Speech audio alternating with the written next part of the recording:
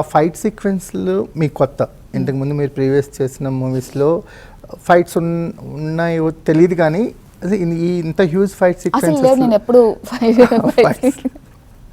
మాకు పరిశ్రమ చూసినప్పుడు సమోసా తింటావా అనే డైలాగ్ ఒకటి బాగా రిజిస్టర్ అయిపోయింది. అయ్యో చాలా బాగా రిజిస్టర్ అయింది, ఇప్పటికీ ఎక్కడికి వెళ్ళినా నేను అదే మాట్లాడతారు. అవును, ఓకే. ఆ తర్వాత మాకు గాడ్స్ ఆఫ్ ధర్మపురిలో మంచి క్యారెక్టర్ చేశారు. ఇప్పుడు పుష్పకు వచ్చేసరికల్లా ఒక రికగ్నైజేషన్ లెవెల్స్ అనేది నెక్స్ట్ లెవెల్కి వెళ్ళిపోయినాయి. ఇప్పుడు మీకు మీరు అన్నట్టు, మనం ఇందాక అనుకున్నట్టు ఒక 10 yearsకి ఒక ఆర్టిస్ట్కి ఒక రోడ్ పడిపోయింది. మీరు ఆ సీక్వెన్స్ షూట్ చేస్తున్నప్పుడు యాజ్ ఎ ఆడియన్గా కానీ యాజ్ ఎ ఆర్టిస్ట్గా కానీ ఎలాంటి ఎక్స్పీరియన్స్ గెయిన్ చేశారంటే ఏం చెప్తారంటే, లైఫ్ లాంగ్ గుర్తుండిపోయే మెమరీస్ కొన్ని ఉంటాయి కదా? అవునండి, అవును.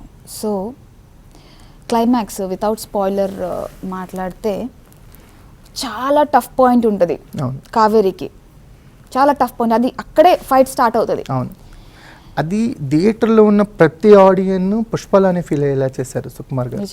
అంటే అది గ్రేట్నెస్. అంటే ఎమోషన్స్ని స్క్రీన్ నుంచి సీట్స్కి ట్రాన్స్ఫర్ చేయటంలో హీఈస్ ద మాస్టర్. అంటే పుష్పకి ఎంత కోపం వచ్చిందో ఒక 10% తక్కువైనా ఎక్కువైనా అంతే కోపం వచ్చింది అందరికి.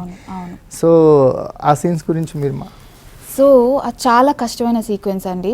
నేను సుకుమార్ సార్ని నమ్మాను, and I know that is important for the character and for the emotion and for the screen play. అవమానం అనే బేస్ మీద జరిగింది అక్కడ.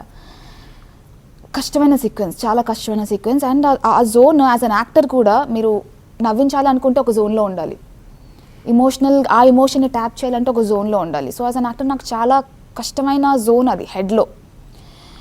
ఆ పాయింట్ ఏదైతే ఉందో, ఫైట్ టేక్ ఆఫ్ చేసే పాయింట్, అది నేను చేస్తూ నిజంగా అంత ఏడుస్తున్నప్పుడు, షార్ట్ అయిపోయాక నేను ఏడుస్తూనే కెమెరా చూస్తున్నాను, చిన్న కెమెరా చూస్తున్నాను. సారు, సుక్కు సారు పెద్ద కెమెరాలో అక్కడ చూస్తున్నారు, నేను ఏడుస్తూ చూస్తున్నాను. సుక్కు సార్ అక్కడ నుంచి వచ్చి తల మీద ముద్దు పెట్టి యోకేరా అని చెప్పారు. అది నాకు చాలా చాలా బాగా గుర్తుంటుంది.